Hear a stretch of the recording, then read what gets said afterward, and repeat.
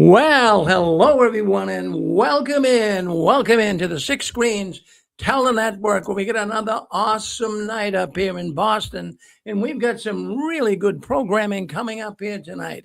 Well, my name's Rick Farron, as I say. My wife Susan is with me here tonight, and we have a program coming in from South Carolina. The program is called Dick and Constance Borghi, along with Joe, expose the Watchtower. So they'll be talking tonight about the Watchtower organization, what they feel about it, and don't go anywhere. Listen to this program. Now, this is an interactive program. The telephone number will be scrolling across the bottom. I'll put that up. So if you want to dial in and talk to these three former Jehovah's Witnesses, well, you can do that from anywhere in the world. You can either dial in on a telephone line or you can dial in via StreamYard. Now, how you do it in StreamYard is you open up the YouTube. If you're watching on YouTube or even on Facebook, what you do is you open up the description box. And then in the description box will be a link. Then just hit the link. Now, that'll bring you backstage. When you hit the link, that doesn't mean you're on with us right away. You'll be backstage. And then what we'll do, I'll bring you on, and you can talk either without video or you can talk with video.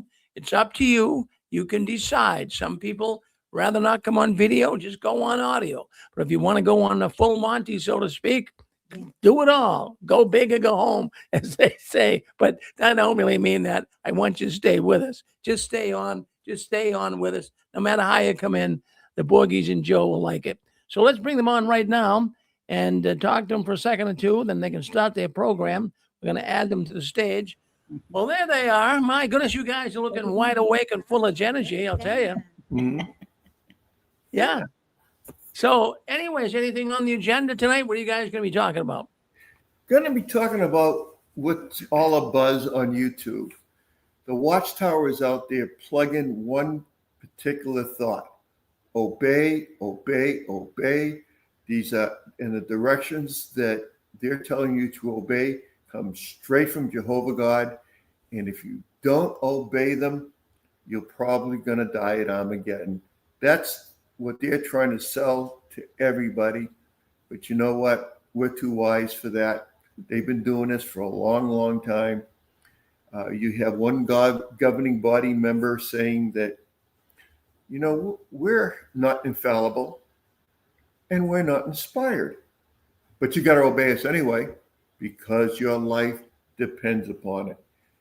If you have any... That's just a brief. He just wants the introduction, Rich. Oh, Connie just told me just the introduction. Yeah, just the introduction. I'm That's doing good. it for Well, we get an idea. I know you get those engines revved up, Dick, and you're ready to put the pedal to the metal, but you just hold on there with us. Now, look at it. Here's what we're going to do. Again, the phone number is going to be put up. It'll be scrolling across the bottom. There'll also be that link put into YouTube in the next few minutes. But I wanted to make one more announcement before we cut you guys loose and have your program. If Nicole's listening in, Nicole, I'm working on the moderator for you. That should be ready for JW World News. So if you have to answer any questions, they'll send you an email or whatever. But it looks like I just press a button. So you'll be coming on, Nicole. So I didn't forget about you. We're still trying to get this process, but it looks like it's going to go through. So you hang on. It should be ready for JW World News. Thank you, Nicole. Okay, so anyways, I'll cut you guys loose, as we say, and Susan and I will bow out, and we'll be still listening here intently. Thank you very much, all three of you, for coming on Thank tonight. you very much, Rick. Thank you. Thank you. Yep. Well, welcome everybody. I did a little bit of the monologue, but basically the Watchtower is trying to tell its members, listen, you've got to be listening to us. You know, everything that we tell you is from Jehovah, and everything that we tell you is going to come true because we have the truth and nobody else has the truth. This is what they want. And there's a reason they want this obedience. I don't know what that is, but it's going to be big, and it's going to be something that's that they've been working on for quite a while. And the governing body and their lawyers have put all this together. And what I believe is they're trying to get every last penny out of the Jehovah's Witnesses that they possibly can. Anytime the Watchtower does something, there's a monetary consideration with it. That's how that's their modus operandi. They've been doing that for a century and a half. It's all about the money. That's why they have $22 billion. Or was it $1 trillion? Billion dollars in Ireland and all over the place, hidden. You'll never know the exact number because nobody knows that. But if you have any guesses as to what they're planning on doing, certainly would like to know. I'd like to tell you what I think is going to happen. I don't know. I'm certainly not inspired, and I'm not a prophet, so is my best guess. I know the Watchtower pretty well, being in it, for 20 years and being on 6 screens as a moderator for 20 years. I have a pretty good idea. I think they want all the Jehovah's Witnesses to cash in everything they can, sell their houses, sell their cars, stocks, everything they can get their hands on, and send the money to the Watchtower. It kind of be like when Moses was in the desert. Our Heavenly Father was just telling him what to do when he was telling everybody else. They didn't need a governing body. But one thing they did do is they pooled all their resources, all their gold, boiled it down, and made a golden calf out of it. Mm. I think the Watchtower is going to be doing something like that.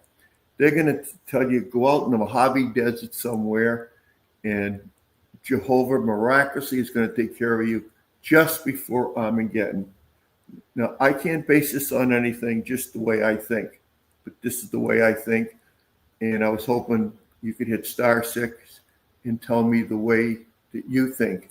Because the Watchtower is definitely crashing, folks. It's definitely going down. It can't stand up under the weight of all the false prophecies, child abuse, the no blood transfusions, and now you can take your own blood and blood transfusions, breaking up families, United Nations scandals, doctrine changes every year, and much more. People are getting wise. There's too many people on YouTube. There's too many people talking. The Watchtower knows it's crashing. It's hemorrhaging members. It's hemorrhaging money. Speaking of money, why are they going after money in Scandinavian countries, Sweden and Denmark and all these places, when the governments are supposed to be evil and being controlled by Satan the devil? And now they're kneeling down in front of the governments saying, please give me money, or please give us money. We need it. Boy, oh boy. People are waking up to this, folks. They're waking up to it. Well, the internet certainly is helping with that, Rich. It absolutely is. It absolutely is. I don't know how this organization can keep afloat. Elders are leaving in droves. They see it. And now what do? To replace those elders? They're appointing young men on an ego trip in their 20s to be elders. I mean, an elder is like a guy in his 60s or 70s or 80s. That's an elder, not some kid 20 years old just starting to shave. I mean, it's crazy. That's why this organization is going down. Can I share something about it? Please do. Well, we were just watching on YouTube, John Legend was saying this, or Ledger, that over in Italy always had been a very productive country for Jehovah's Witnesses for their own personal growth. And there was an elder who's really, basically, he's a PIMO. He's been a PIMO for some time. But he just basically had expressed that he can really see the changes big time. And he's in a real quandary. He'd like to leave. He really would. The situation is he doesn't want to lose his wife or his family. But he was saying, this elder, he says, apparently he's been an elder for some time. And he said, he's sick and tired of seeing all the other elders, probably in his congregation and other congregations, who are just on a total power trip. And, and their personalities clash. And he's also seen how the elders are getting older and some of them are dying. And the younger generation is just not coming in to replace. They're not interested in becoming ministerial servants or elders. They're not, because they see what's going on the internet. So it's a real quandary. That's one issue, he said. He said that there are some that, very few, that are stepping up, but he said that's because they basically want their parents' approval. So, that's a big issue there. But it's like in Italy, it's just dying. The organization is dying. The other thing he said is, let's see, what was the other thought? He said that he's just really frustrated with the whole thing, that people are just not interested. Oh, that's what it was, about field service. Nobody's interested in going out in field service anymore, period. That's it.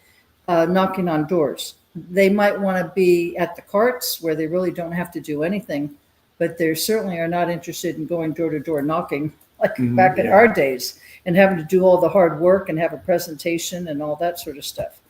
So that was very, very interesting. And he would really, really like to leave. But, like I say, he's staying in because of his wife and his children. And going back to the going out in field service, this was the other issue, he said.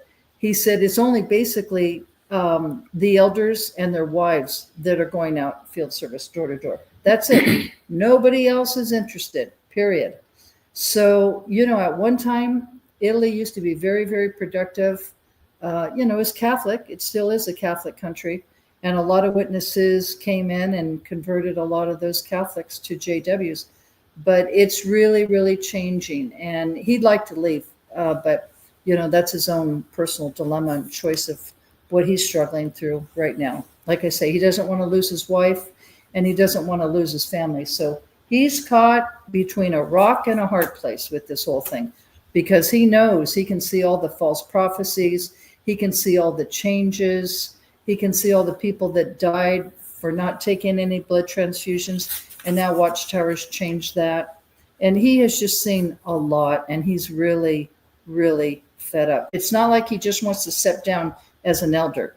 He wants to leave the organization. He's just trying to figure out how he can do that. Yeah, it's difficult. If you're an elder and you leave and you tell people why you leave, you're going to be disfellowshipped because they're going to say that you are causing divisions or that you're an apostate.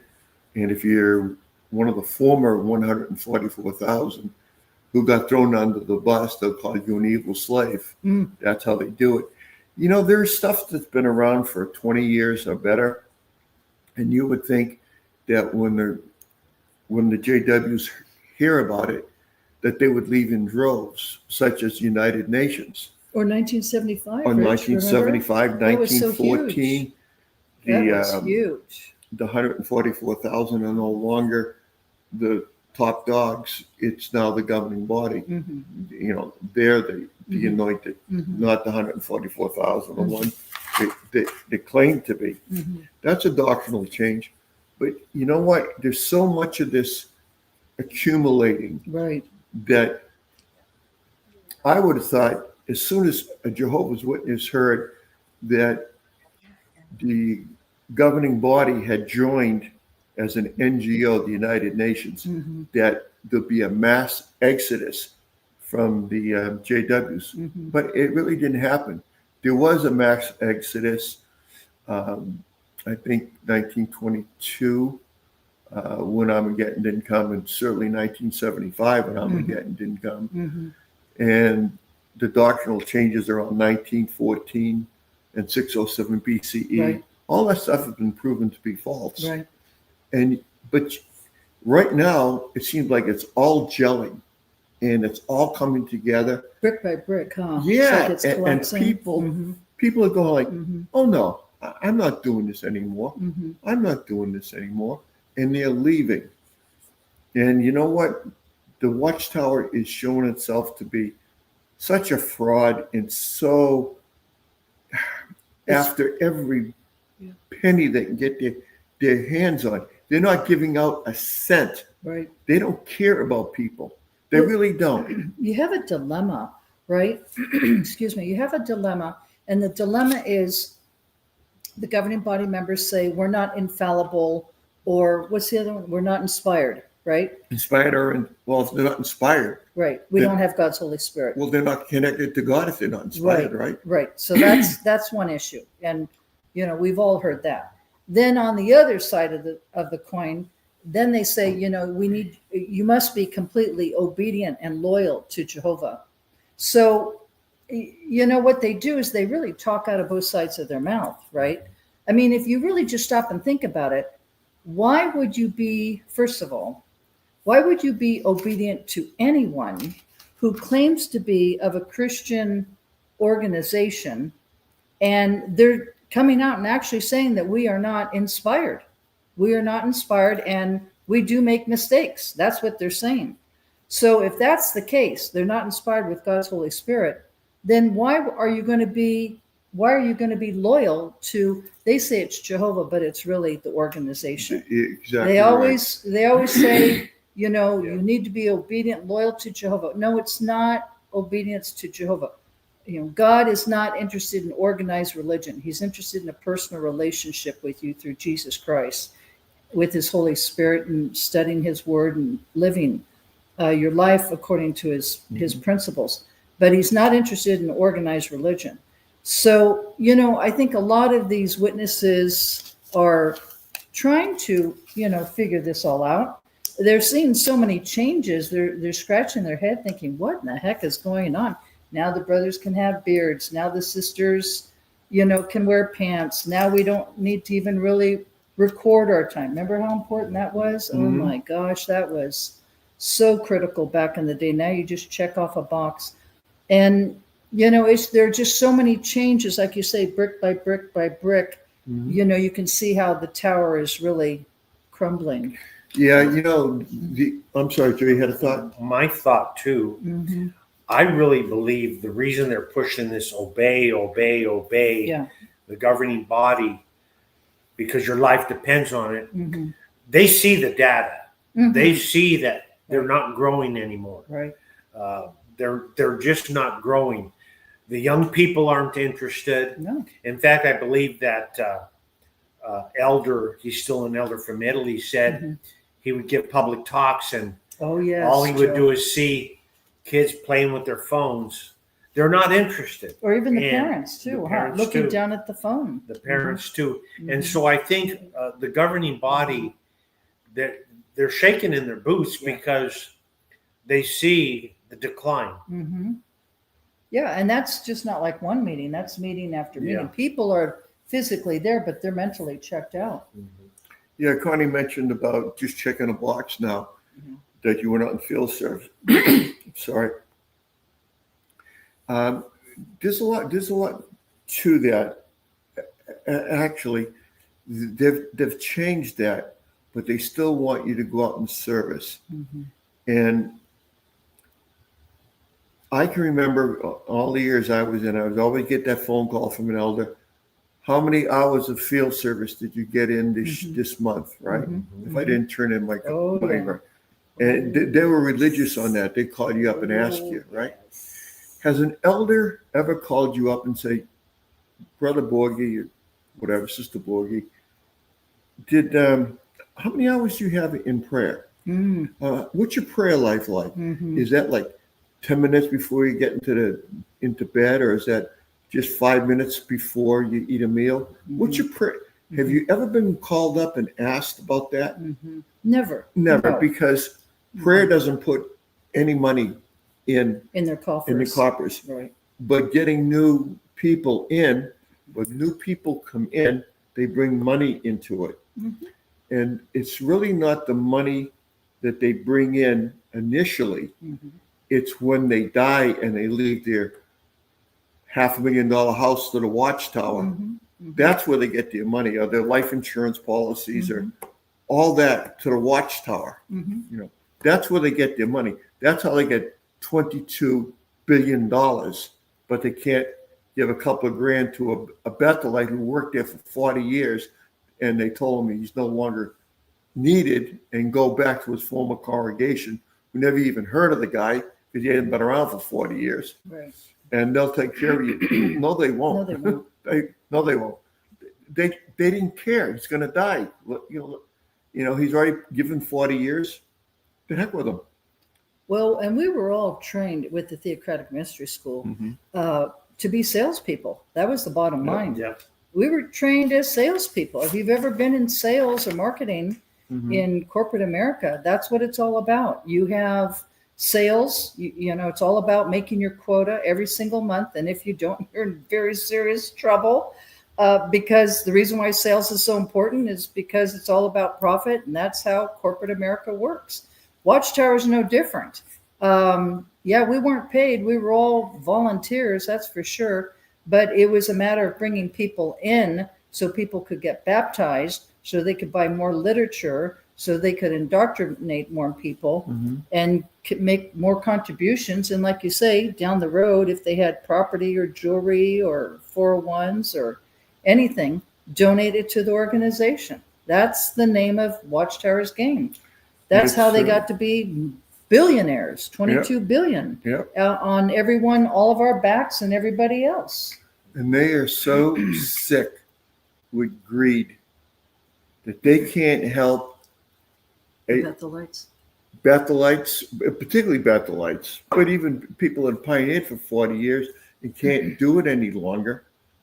Here's $5,000 or $6,000, get yourself a nice apartment or buy yourself a trailer or something. Or what about, like Jesus said, take care of the widows and orphans? Yeah. You never hear that.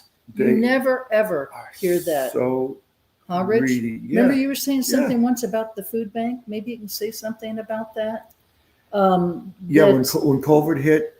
Or just whenever. You were trying to do something to help.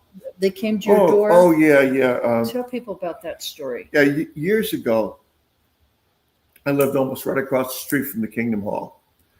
And some woman with a couple of kids came knocking on the Kingdom Hall door looking for a donation. She needed money for diapers and milk. So one of the neighbors said, well, they're not meeting right now, but the guy behind me, he's one of those Jehovah's Witnesses. Go across the street. Go talk to him. Which was you. Which was me. Yeah. So they knocked on the door. She knocked on the door with the kids and said she needed diapers. And so I gave her 20. It was like giving somebody a 50 today, but it was a 20. And I think she told somebody else. And somebody else knocked on the door a month or two later. Yeah. It was small. It was $10 for groceries or something. And I worked a lot of overtime and I had good money. So I gave it to him. So my wife told one of the elders' wives, and you know how in the Watchtower everything just goes around. Everybody talks about everybody and what they're doing. And I was called into the back room and they said, you made a donation to these people. Well, probably that they smoke and drink and that's why they need money or they can't work. And, it made me feel good. It made me feel good. Yeah. But anyway, they told me that if you really want to help somebody, you place a Watchtower Awake magazine with them or start a Bible study with them. That really pays the bills. If your heart tells you donate inside the Kingdom Hall, no place else. Rich, it really doesn't even pay for the diapers or the formula that those women, were asking for. And when you shared that story, some time ago, I was really shocked because I know when I was in, you never saw, even to this day, you never saw any food banks. You never saw any of that. Hospitals, Watchtower doesn't do anything for anybody. And yet that's one thing I really love is I love working at the food banks. I love serving people who are impoverished or having a difficult time. Not everybody's a drug addict. Not everybody's an alcoholic. No. Life can be very, very difficult for a lot of people, even working families. When I was in food stamps and a GR worker, there were people who were working and they could not make their expenses as far as, food for their family. So of course they came in for food stamps. At the hospital I worked at, every department had a box. And, it's nothing to bring a couple cans of whether green beans or stew, and you put it in that box. Right, Joe. And this was not even a religious organization. It was a hospital. Right. And then they would give it to what was called Caring Ministries, and they helped the homeless and less fortunate. And you would think the so-called true organization would set the standard for that, but they're all about greed and money. Yeah. That's shocking that they counseled you to give Watchtower an Awake. I mean, what are you going to do with that? Right, right. Yeah. Well, and I remember, I'm originally from San Francisco Bay Area, and on, let's see, it's on Mission Street or Market Street. I'm trying to think. Anyway, it's Mission Street, I think. Anyway, up on a hill, there's a church. It's a red church. It's a very big church, and it's called Casa de Barro, which is, House of Clay, and you can't miss it. But anyway, I would go with a coworker and a friend of mine at the time, and it was a Saturday morning. We'd have to be there by 8, and then from 9 o'clock till 12, they had it so well organized, Joe, that we literally every Saturday in San Francisco fed 500 people. There was a whole line all the way out, and boy, it was just like a U shape, and we had everything all there. And people came around, and we had 500 people in 3 hours. And that's San Francisco, right? We're not talking about the ghetto or, somewhere where, there's not food. There's plenty of food in San Francisco. But the point is that not everybody can afford the high cost of living and being able to keep up with, their food. Do you think, and this is just something I'm going to throw out, maybe somebody wants to add to this when they comment. Do you think a lot of witnesses feel kind of a guilt because they're told, they're part of the only true religion that is blessed by God, and yet they don't do anything for anyone? They don't do anything other than propaganda. Right. Do you think there are a lot of witnesses that's running through their mind?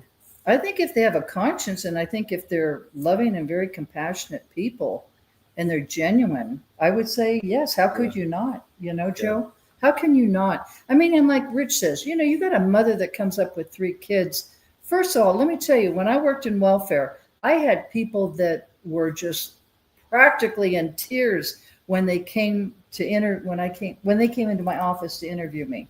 I had to verify all their verifications, where they live, their income, everything. And I cannot tell you how many people came up to me and said, it took everything, absolutely everything I had to walk through those doors to come in and see you, because I'm so ashamed that I have to come and ask for help in welfare. And I said, well, let me tell you, I'm not here to judge you. Okay. I know life can be very, very hard, but I am here to help you. You just need to give me all the verifications and everything that I need, which is a lot. And if for some reason you're not eligible because of the income, you can always go to the food banks, and you don't have to have any kind of verification of your income or anything of that nature. So, it's what life is. Life is very hard, especially when you get those single mothers that have a couple kids and, their husband took off and, they're trying to struggle on their own. That's tough. Or you have a husband and wife. The husband had, major heart surgery. Now they can't afford, the mortgage on the house, and everything's spiraling out of control. And oh my God. So, you can't be judgmental. Not everybody's a slug, staying home, drinking soda pop, watching the soap operas because they don't want to work and they're on food stamps. Mm-hmm. We were talking about a little earlier about that woman that knocked on my door. Yeah. And Joe was saying, if you gave him a Watchtower, what good would that do? Right. Well, I think it would make a really good diaper. Oh, that's funny. That's funny. Or what about 911, Rich? I mean, 911, what happened to 911 in New York City? when the towers went down and That's all Watchtower, they gave her, Watchtower didn't do anything. They locked their doors and didn't help anybody. And they told everybody they did, but they didn't. Mm-mm. You know, and they were right across the bridge. Yeah, They locked everything up. Hey, we're not helping anybody. that's horrible. But we're going to send some elders and some ministerial servants down there with Watchtower and Awake magazines after 4,000 people jumped to their death Yeah, or were killed. yeah. Yeah, people are really going to. Speaking of that, there was a Wake article that featured that planes going into the Watchtower. I mean, Into the towers, into the towers. the Twin Towers. Yeah, before it happened, and that doesn't get much notoriety.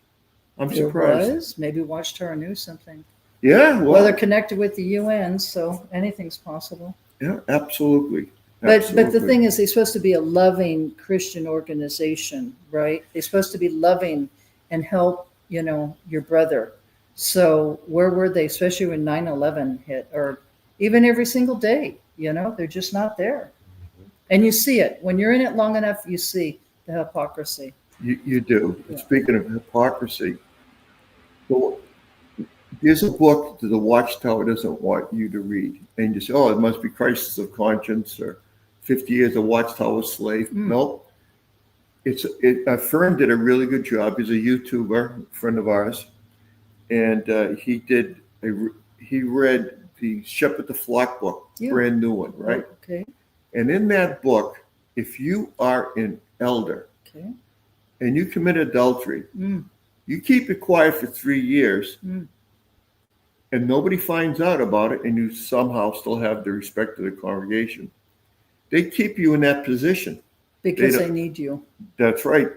But you take someone like myself who stepped down from ministerial servant and wouldn't take the elder's job, and I pointed fingers at the circuit overseer and said, "Why are we voting? Yeah. Yeah. Doesn't the Holy Spirit direct it? Why are we voting?" Right.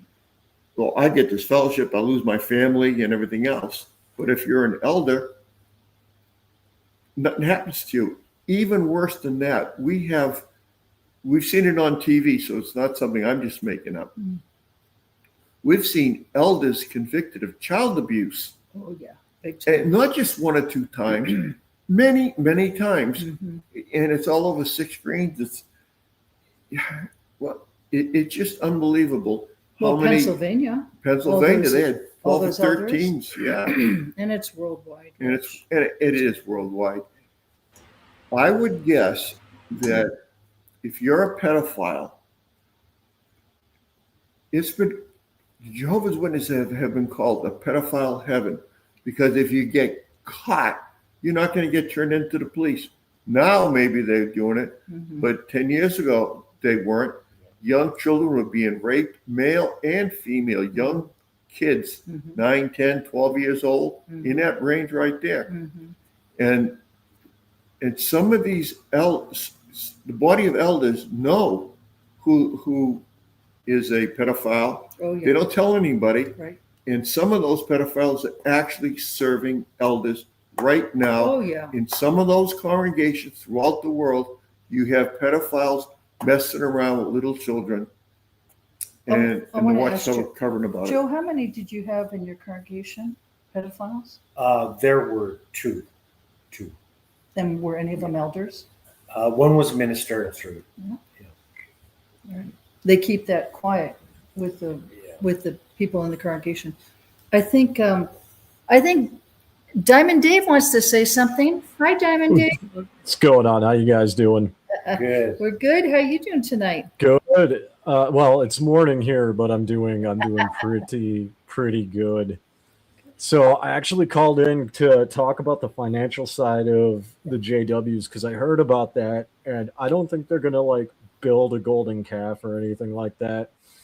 I think so. From what little I've seen, because I've seen that on YouTube too, from the financial side, because I have degrees in finance and accounting, it looks like they're having cash flow issues. And that's because it's structured as a Ponzi scheme. Like you guys said, There you it go. survives. It's basically a Ponzi scheme. I agree. And that's what makes it different than the Mormon Church, because the Mormon Church makes like 150 times more on dividends and like returns on stocks and bonds than, they do tithing. So if nobody tithes ever again, they won't even notice. But the JWs, what it looks like on the surface is that they have too much, too many illiquid assets like buildings and land and things like that, but not the cash flow to maintain these things. And I think they're doing the obey, and are going to be pushing for money, because those, you have to pay for land to maintain it. You have to maintain the buildings. You have to pay the bills, right? But because the cash flow is not there, you basically have two options: find new sources of income or liquidate those assets. Now, the problem with liquidating assets is two things. First of all, if I have land and like an entire facility worth, let's say, $1 billion, I need to find someone with $1 billion who's willing to buy it from me. Right. So that's the first problem. The second problem, so the first problem is financial. The second problem is social, because they claim to be speaking for Jehovah. They claim to be the one true church, right? And that would look very bad if all of a sudden they just do a massive sell-off. They would have to justify, not just to the members, but to basically everybody watching, why the one true church, operating on behalf of Jehovah, that recently purchased all these things for Jehovah, suddenly is selling them off. Well, and then they have to find a buyer. Well, Diamond Dave, that's kind of what they're doing. They're selling off a lot of kingdom halls. Kingdom halls, for sure. Yeah. I realize they do have a cash flow problem, and you're correct, very much so. It is a Ponzi scheme. It is a Ponzi. If they don't bring new people in, they're in trouble. But, they're filthy rich, and they don't have any real overhead other than, the buildings that they have. Well, they need, like with Bethel, for example, all those workers were all free labor. And I think a lot of the brothers are waking up saying, you know what, I'm not interested in going to Bethel. Screw that. Forget it. I'm not going to Bethel. I'm not going to be a free slave. So would you say that that's the break in the Ponzi, the fact that people aren't willing to volunteer their time? I would say so. Yeah, I would say so, because we've seen that internationally. There was a company in India called Sahara, right? And 1 in 17 people in India, granted at that time, it was like the 80s and 90s, there wasn't 2 billion people, it was getting on 1 billion, but 1 out of 17 people in India participated in a chit scheme where you basically would buy these chits. They're like bonds, basically, right? And then 1 year, 2 years, or 3 years later down the road, you would make money.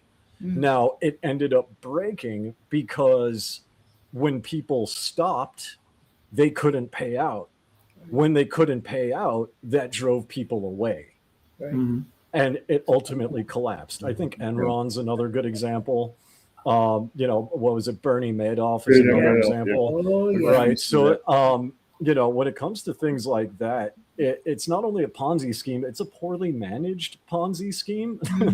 Because Ponzi schemes usually, when it comes to things like, for instance, the Mormon Church, when they get the money, they invest it in things that will generate revenue so they can stay afloat. Right. They don't sink it into land or buildings, which, they may not have a lot in terms of overhead, but there's also factors to consider, like globally, they have to pay, like here in Mongolia, they have to pay what's called land use rights. So not only do they have to pay to rent the little building that they're in, they have to pay for the land, that like little zoned area that it's on as well. But in order to get in the door in countries like Mongolia that are not friendly to Christianity in general, you need to find people who will accept bribes, and they will keep asking you for bribes. Right? You also, they're also in countries that have much more stricter tax laws, right? They have to either pay taxes or find illegal ways to like move money around, right? And even moving money around costs money. You know, a standard wire fee that you and I can do is $35 on average, $35 to $40 at a bank per wire. But you can only wire so much before there's something called like an SAR or a UAR is filed, a suspicious activity report, right? So you have to do it in particular increments if you do a wire. So you know, when you have that, it's kind of like the saying, more money, more problems. That's why the wealthier people get, the more stressed out they get, because they have to manage more, or they have to pay people like accountants to manage it for them, and then they have to manage the accountants to make sure nobody's embezzling. Right. So yeah, it's I definitely think it's a Ponzi scheme, and I think that unless they get some type of revenue, I think the JWs are going to stall, like completely stall out.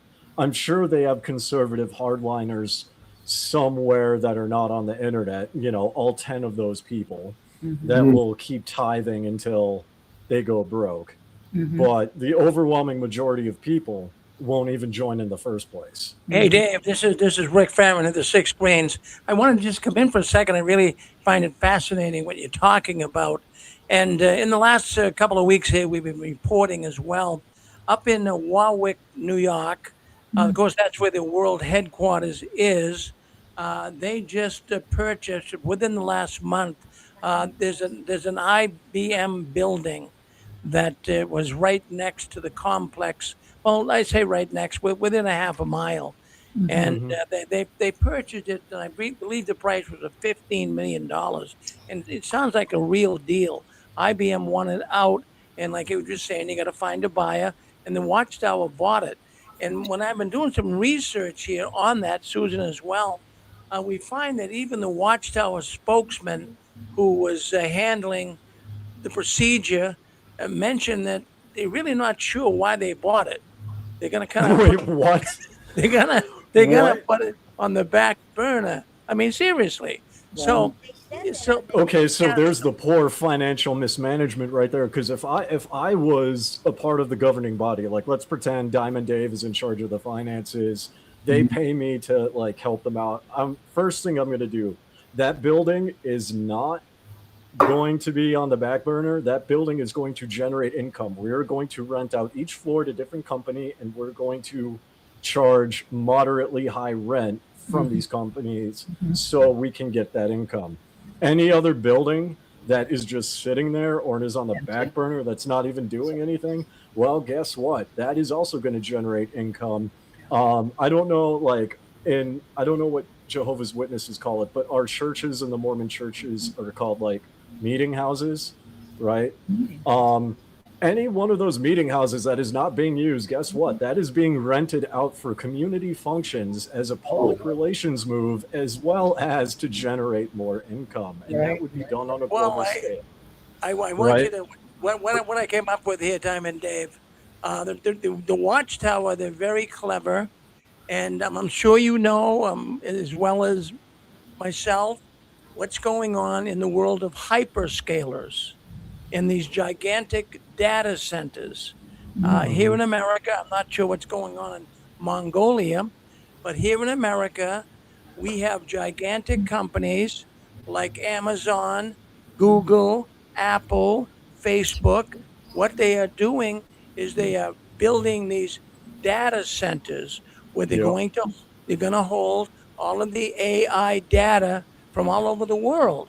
Now, these are humongous, gigantic buildings. Just in the last 2 weeks, Facebook is going to build a data center in Louisiana. And the cost of the data center is a whopping $50 billion with a B, $50 billion. Now, just to give you a little idea, it's better to build one of these data centers in a northern tier state because of it uses so much electricity, air conditioning to keep it cool. When you have all of these servers and all of these gigantic computers in the building, it's going to heat up. And the reason why I have some privy to this, there's a data center right next to my business here in Massachusetts. And the cooling and the water, you should see the pipes and the size of the air conditioning systems. You need a lot of water. And so consequently, what you have here, this is a perfect site in Warwick for one of these gigantic data centers. It's got water. There's a water right. There's a big lake right next to it. They can pump water into it. And now, what's also got Susan and I concerned is just this week. In fact, within the last 2 weeks, let's go with that. The Watchtower, well, not the Watchtower, but the state of New York put a moratorium on new data centers because of the amount of electricity it's going to take to run them. So Watchtower did this evidently right under the wire, right under the timeline. So I think that's what they might have up their sleeve. So okay, so that actually makes sense because like data centers are huge revenue makers. So if that is what they're doing and if that's their intent, then yeah, that makes perfect sense. Here in Mongolia, we're exploding with data centers because it's so cold here, right? Like, I mean, it's the middle of summer and right now it is 54 degrees. In winter, it gets negative 75 below zero before wind chill, right? So we are the coldest capital on the planet. So like in Inner Mongolia, China and Mongolia has built, I think it's like 89 massive data centers now.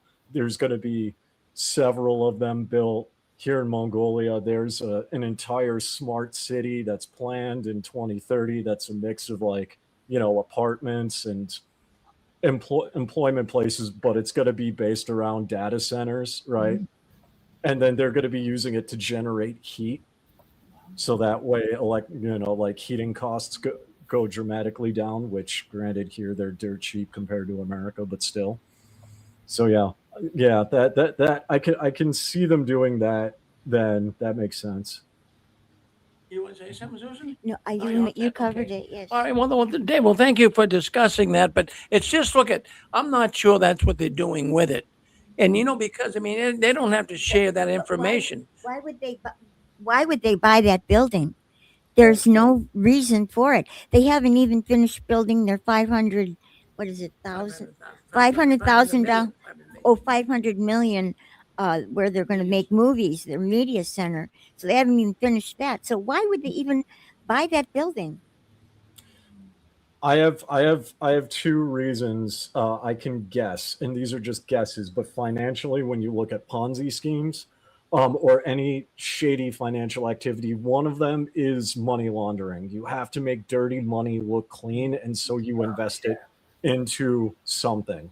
Right, you got to build something somehow. It's a slush fund, basically. You got to build stuff. The other thing the Mormon Church does similarly with temples is to give the general public the impression that they're expanding, that they're growing, right?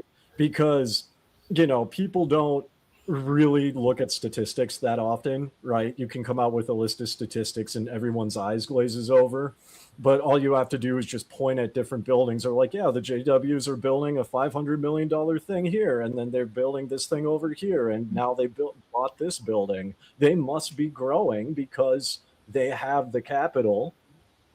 They have the perceived capital to do these things, even if on paper they don't. Right. So it's a form of deception is what it boils down to. Those are my two guesses as to why they did that. But well, Diamond Jim, let me throw a guess in there myself.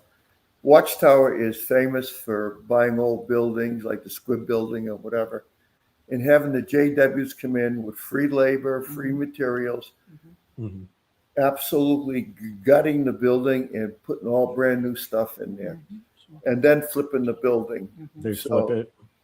That could be another thing too. Yeah. Sure. The risk with that, though, especially if, again, this is just a guess based off of my perception, but if that perception is correct, if you're having cash flow issues, flipping buildings is a dangerous gamble because there's no guarantee that someone's going to buy it or even rent it out in the first place. Depends on Right. So you would want to go, and again, this is just basic finance 101. Yeah. Have cash on hand and make sure your income is greater than your output. That's what it boils down to. But yeah, maybe they are doing that. Maybe they're doing a Hail Mary. It's possible. We got Pixie. We got Pixie coming in on the telephone line. Pixie, what do you have to say? I found a book I've looked for several years. A physician friend of mine noted to me that much of the Watchtower material, the way they play with our heads, went back to the Korean War era. And it's taken me until today to find the darn book. It's reprinted in 2025. It's called Rape of the Mind. It's $9 at Amazon. And the gentleman's last name is Meerloo. He's a Dutch World War II brilliant guy. And again, it was first written in 1961, reprinted 2015, Rape of the Mind. And they talk about these mind games they play and even using the word truth to tell the prisoners what truth is according to them. So it looks like a very brilliant little book. You know, getting back to Diamond Dave, thank you, Pixie, for that. Getting back to Diamond Dave and finances and so forth. The Watchtower is pretty smart. They've got guys in places that on the governing body that are financial experts. They didn't have any problem selling off any of their properties in Brooklyn, and they got mega bucks for them. $2 billion.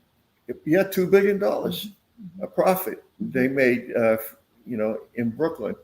So they're pretty good at it, and I'm sure if they're doing something, they're going to make a profit at it. I haven't heard of the Watchtower losing money on anything. Well, that's why they got rid of all the Bethelites so that they didn't have to have any overhead. And then they didn't give them any kind of stipends to have them move forward in their lives. They're very stingy.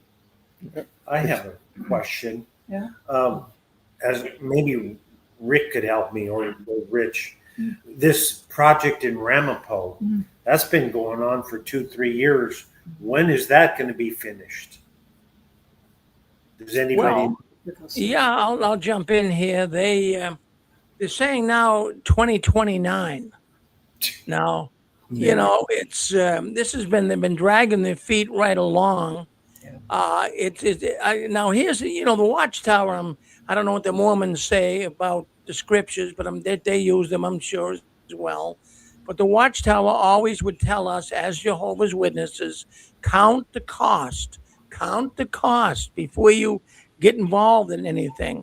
In other words, am I going to be able to afford this? Now, they bid off this gigantic media center in Ramapo. They started it actually 3 years ago. And there's going to be, it's been estimated, this Ramapo multimedia center is going to cost $500 million. That's a half of $1 billion. Now, they're having some trouble up there with the neighbors. The neighbors don't want this giant thing, but this got me thinking this week alone.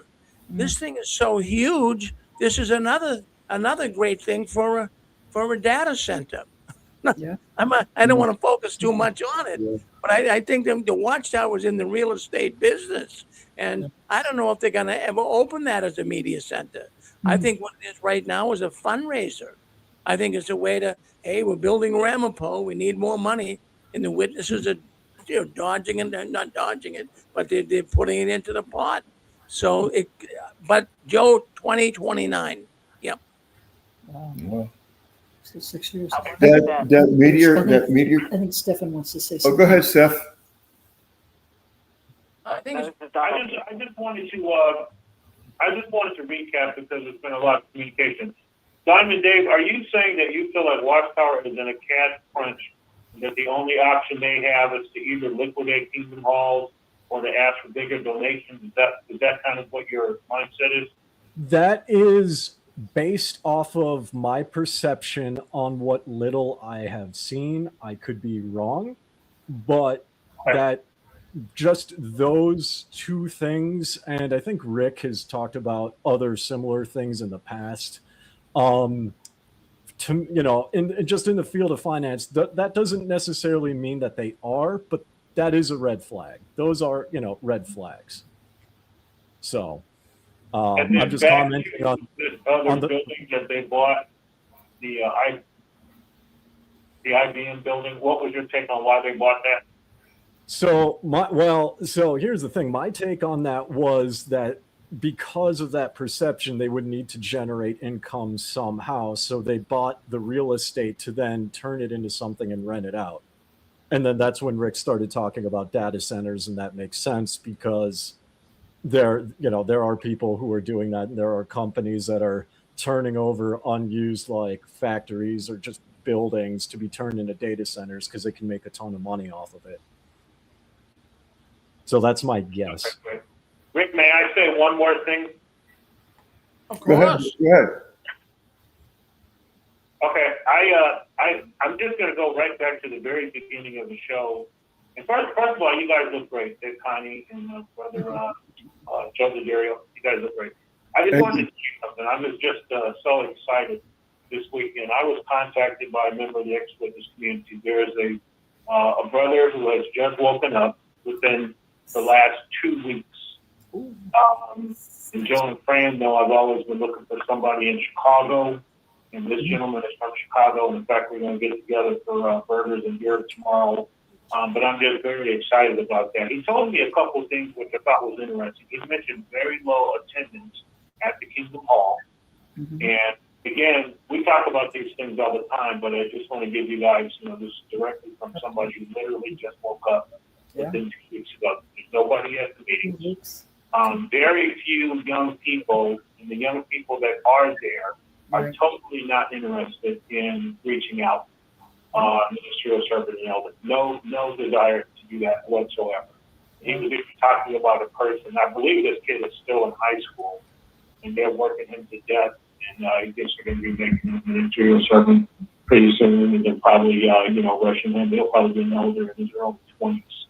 And again, this is all because they don't have any people. And he also mentioned having to merge Kingdom Halls because there's not enough people. Secondly, there's another person that woke up, and if you're on YouTube all the time like I am, he's a younger person. I want to say he's from Texas, but he's a former elder, and he has just walked away from Watchtower as well within, I want to say, based upon his comments, within the last 2 weeks. Mm-hmm. And all the same reinforcement, low attendance, none of the young people are interested, numerous pedophile cases. And you're almost watching him, deal with the reality of walking away from this cult in real time. He put out a video just yesterday. Mm-hmm. So, I kind of feel for him because he is married and I believe he has children. Mm-hmm. And, I know what's probably coming down the pipe with that. I would never tell him. He's going to have to discover that on his own, but we can all kind of hold special place in our heart for this guy because he's going to be going through it, I'm pretty sure. But just the point being, within 2 weeks, just going back to how you guys started the program with Watchtower, the collapse of Watchtower. This is just evidence right there. 2 weeks, 2 individuals that walked away. One is a former elder. And so the collapse of Watchtower is real. And I just wanted to spread that great news. Thank you, Stefan. Thank you for the update. That's wonderful. Thank you. There is so much information out there about how corrupt the Watchtower is.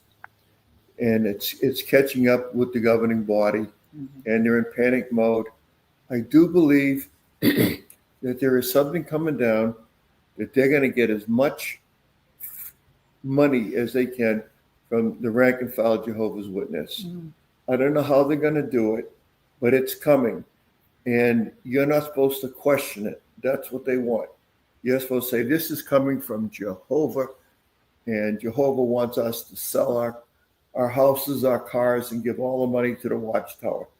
It's going to be something like that because they're setting the groundwork for that. Sorry. They're setting it right now. Everything that you're hearing from jdavid.org and from the platform and their literature is obey, follow the direction of the faithful and discreet slave. Even if it doesn't make any sense. Remember, Even if it doesn't make any that's sense. That's the scary part about it. Yeah. That's terrifying. But you know what, you guys? You know, the whole thing is, and I keep saying this, you know, these men they put themselves in place of God. Even though they're not inspired and even though they're not infallible, the very fact that they say obey, because if you question him, it's like questioning God. Yeah. They don't realize how dangerous of a spot they just put themselves in, because they're making themselves equal, and I will repeat this, equal to God himself. Yeah. And they can't do that. They are in such deep, I mean, it's bad enough they're in deep doo-doo with humanity on earth, but I would not want to be in their shoes when they stand before the Almighty himself, because every cotton-picking thing they do, every monetary thing they do, every sneaky little thing they do, every little thing that they think that they're so clever at doing, that is all going to come out in the wash. It's going to all come out. God's going to expose every single bit of that garbage, because I'm sure God himself is sick and tired of it. And, you know, he's letting them run for a while, but believe me, they are burying themselves very deep with the Almighty himself. And I don't want to be in their shoes when they meet with him. Right. Well, you know, brother, to your Very point, good point. when they baptized people back in the day, they baptized in the name of the Father, Son, and the Holy Spirit. Mm-hmm. Now, as of like 20 years ago, we started doing 6 screens. That's not how the baptism goes. Mm-hmm. Father, Son, Holy Spirit, and the Spirit-driven organization. Mm-hmm. So they are equating the divinity of the governing body with Jesus and with Jehovah. Mm-hmm. I call him Yahweh.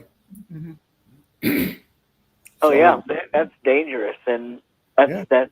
And it's like I said, you know, all this monetary stuff, and the fact that people are leaving the organization, people are waking up to their lies and garbage. It's just pure garbage that they preach. I mean, they want everybody to obey, but really the obey thing, if you think about it, this is 21st century slavery. This is what this organization is. This is slavery under the disguise of a religion. Yes. But it's slavery, because they keep calling their organization a paradise. Yeah. There's nothing paradise about it. It's all slavery. It's all evil. It's all corrupt. Mm-hmm. It's all bondage. Yeah. I was going to say, can I just say something? I was going to say, well, you know, that's what Jim Jones did too, was complete loyalty. All the members had to be completely loyal.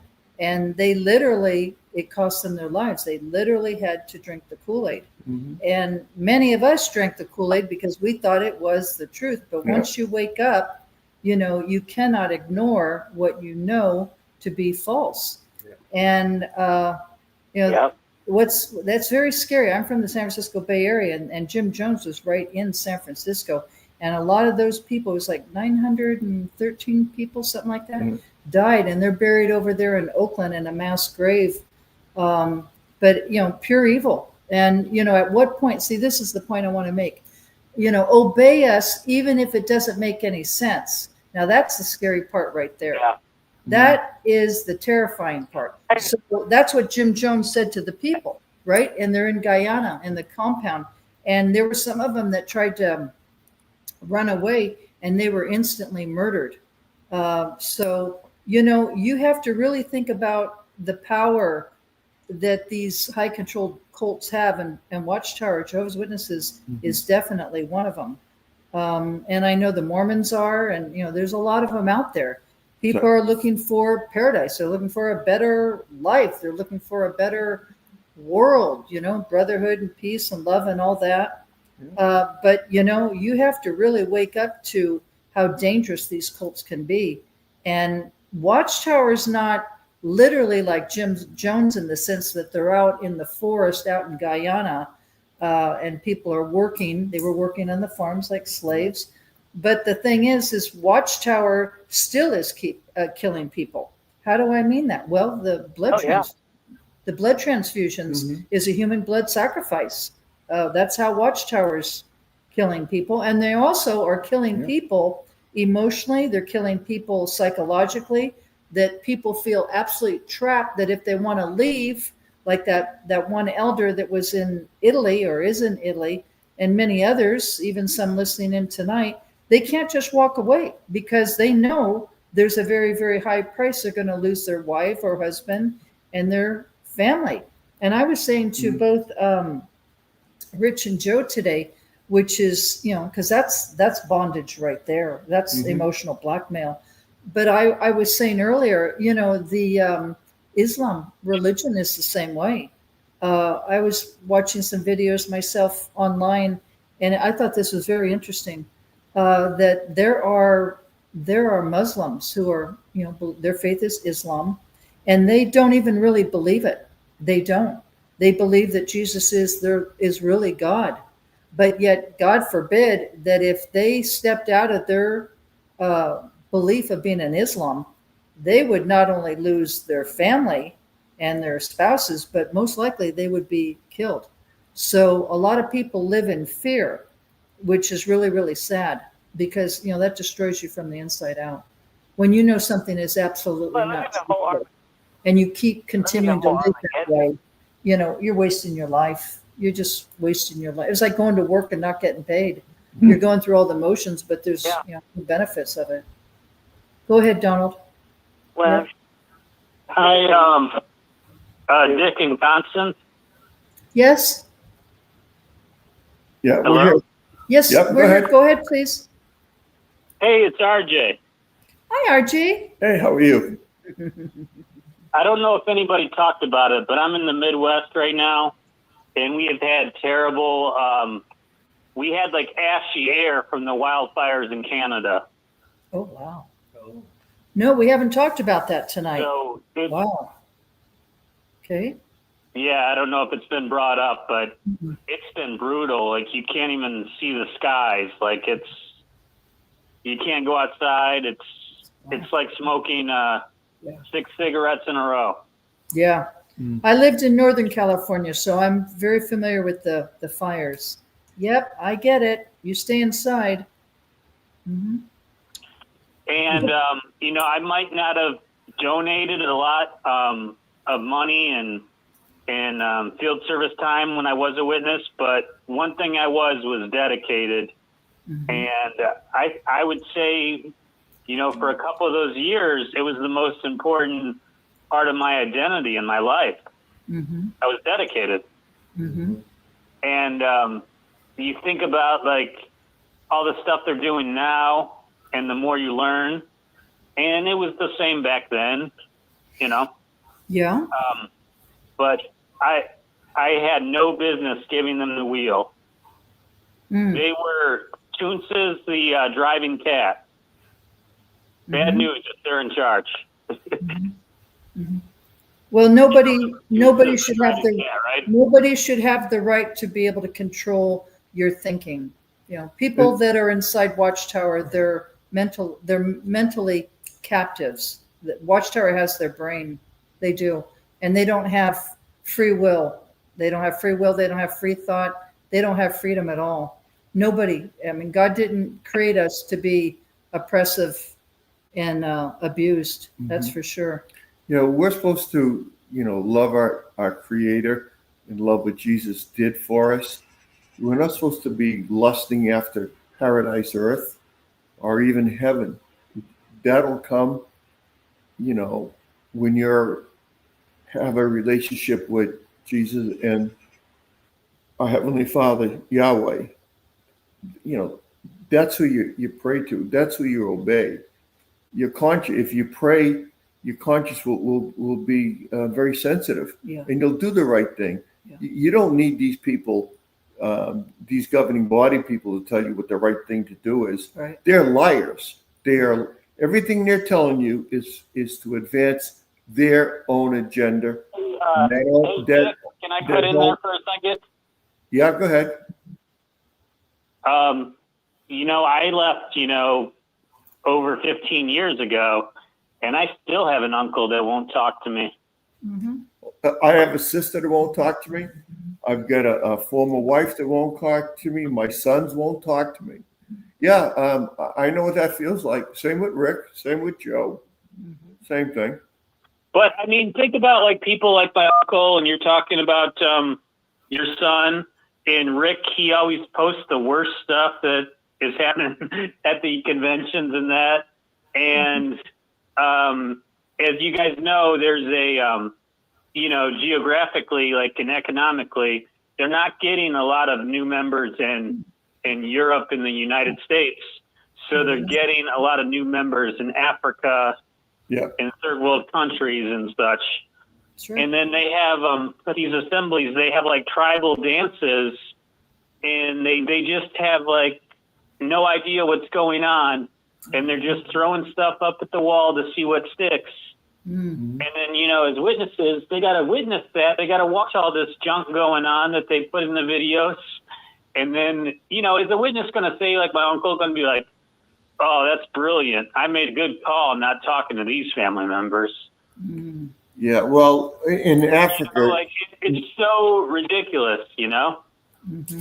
Yeah, not everybody's connected to the internet in Africa. Right. It's kind of a third world country. In America, we know about the United Nations. We know about the money laundering that they've done. We know about all the CSA. But over there in Africa, they're oblivious to this stuff.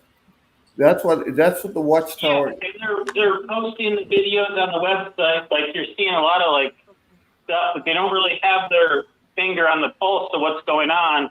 Yeah. So they're putting out all these strange videos, and they're like embarrassing to watch. They're cringeworthy. Yeah. I'm almost wondering if their retention rates are as bad as like Mormonism, because I know like like Mormonism and like other high demand religions go to Africa because it's like the only continent that hasn't been touched, right?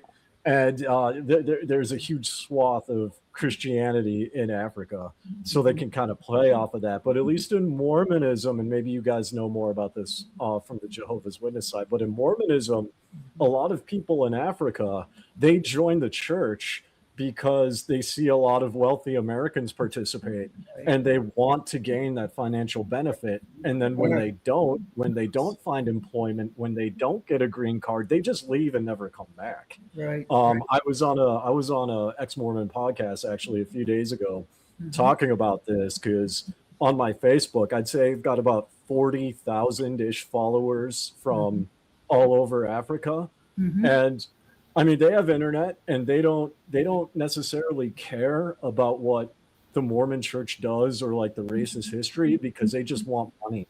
They just want to grow and come to the US and like start a new life. They could not care less. So I don't know about the JW side, but my guess is it might be similar.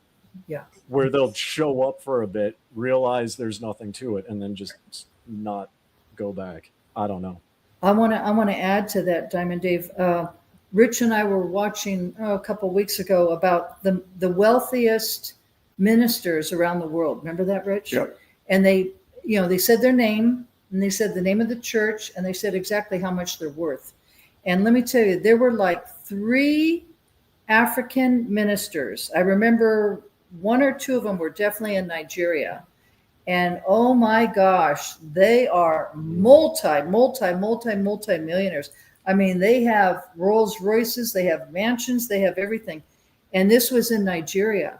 And it was very, very interesting because, the people were, of course, they were, so thrilled to be a part of that church and the wealth and the opulence and all that. So what I'm trying to say is that, maybe in certain areas, maybe in villages or whatever, there wouldn't be the internet. But I think eventually, as time goes on, even the Africans who are JWs will wake up, because, it's a community. They're a tight knit community, and people talk. That that's very important.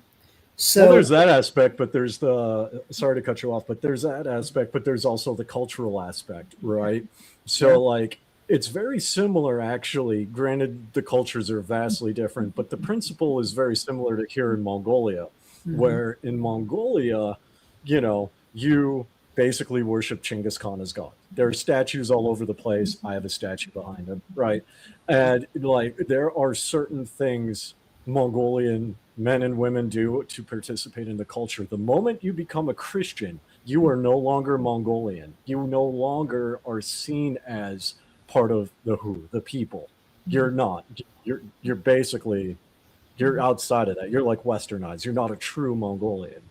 And that's very similar in Africa, where I've talked with Africans who already talk about how JWs are cults, right? And they like whenever they find out they have a friend who become a Jehovah's Witness, they will say he's not Nigerian anymore.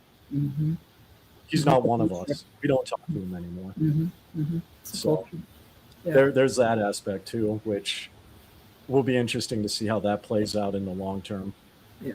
Well, in some of those villages in Africa too, you have a lot of voodoo going on, the witchcraft, and that's very deeply instilled in their culture. So it's very interesting. Halomayombe, yep. Halomayombe, yep, definitely.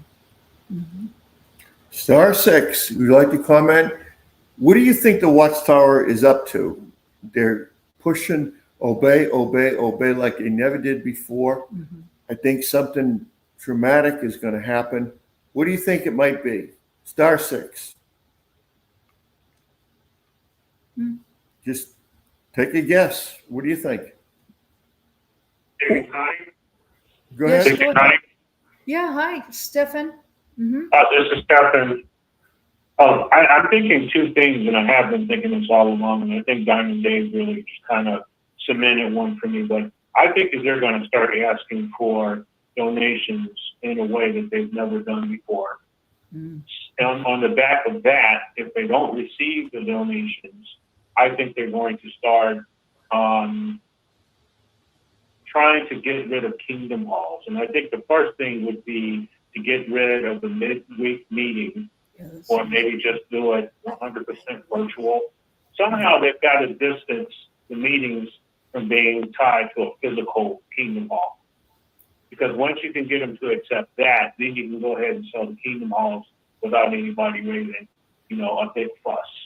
So I think it's going to be asking for donations in a way they've never done before, and then gradually separating the meetings from physical brick and mortar Kingdom Halls so that you can start to liquidate more of those and free up cash that way. That's what I think. Good guess. That very well could be the answer. I mean, those Kingdom Halls, most of them are worth $500,000 US. I mean, they're beautiful, beautiful buildings, and they keep them up very well physically. Yeah. Well, then when you have jw.org, the broadcasting, how convenient. People can just send in their credit card. They can do monthly auto pay. I mean, that there's no difference between that and TBN or Daystar or any of the other ones, right? It's the same idea. Just make your contribution. When I was in, one thing I really liked about the JWs was they were not pushing for money.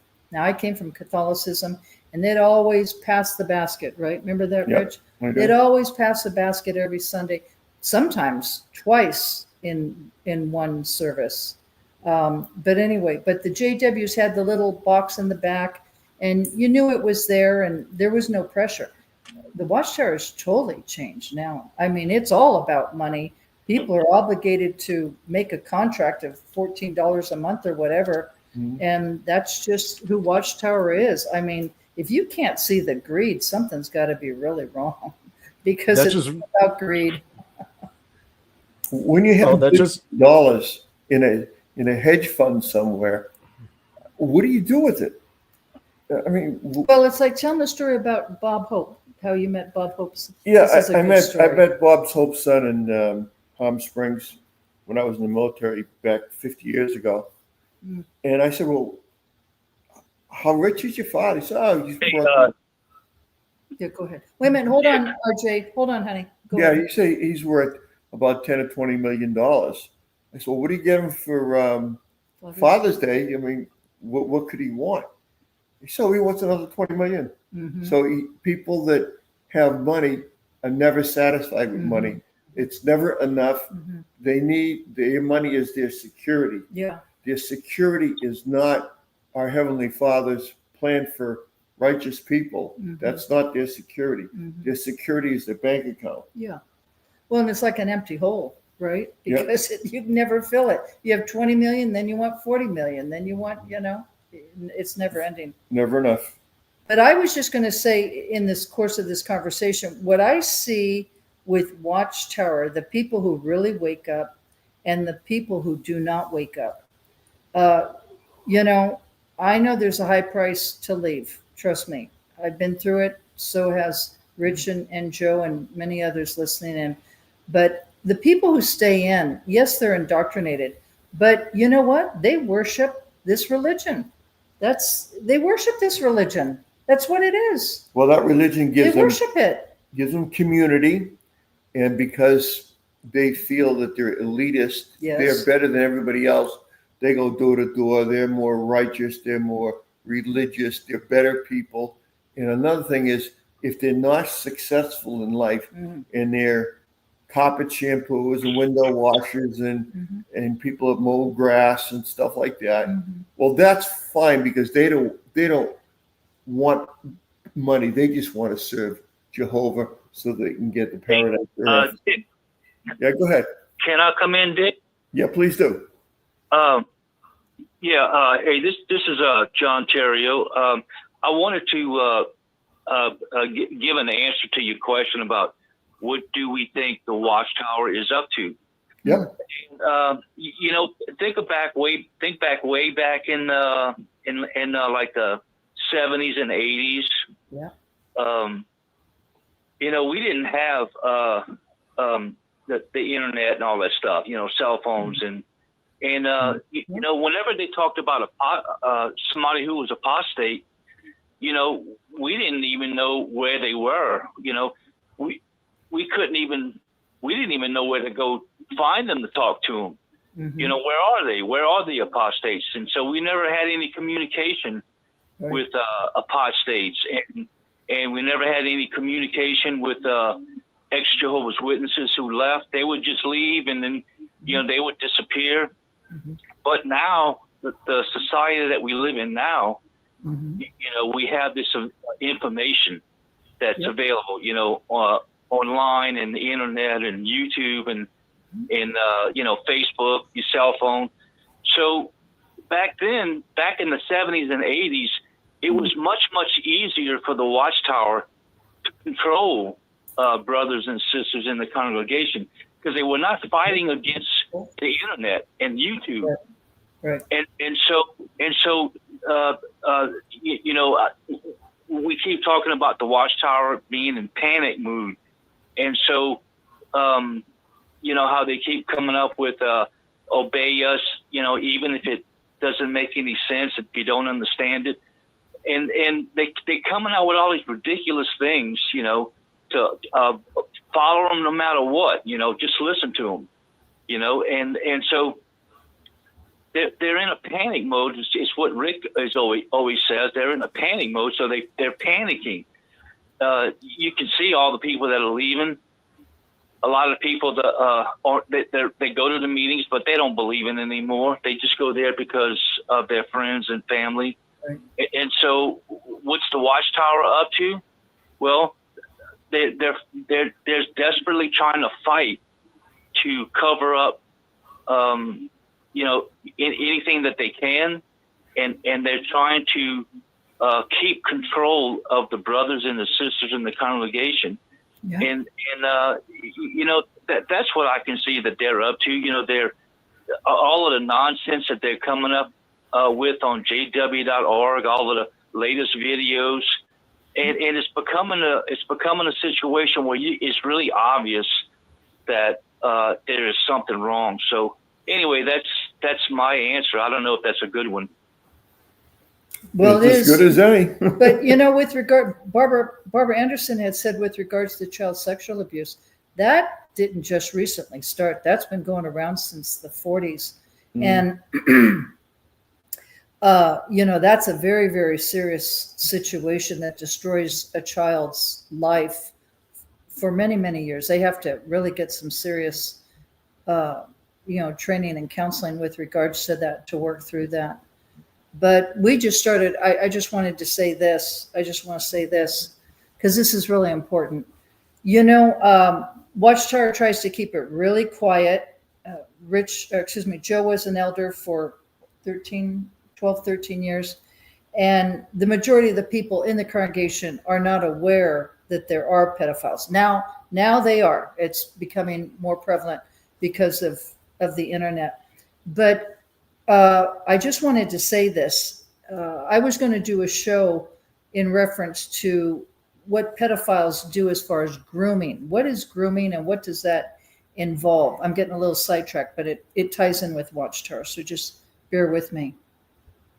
I had a girlfriend of mine that I had worked with when I was in California, and I've mentioned her name, Adrian, and she's a lovely person, but she was sexually abused by her own biological father when she was a child.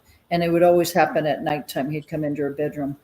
Anyway, I had asked her if she'd like to come on the show, and I haven't heard from her. So, I don't push that. So it's very sensitive. And to me, her answer is no.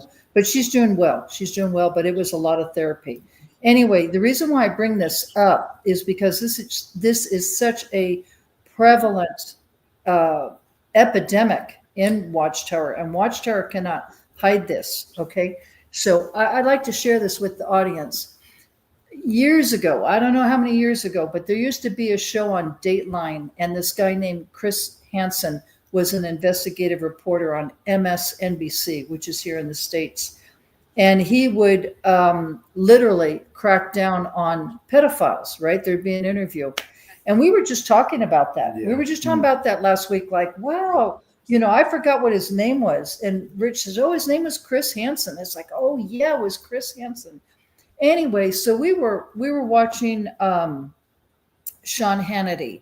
Sean Hannity has a show now called It's One-on-One, where he interviews different people. And it's called Hang Out with Sean Hannity. Okay.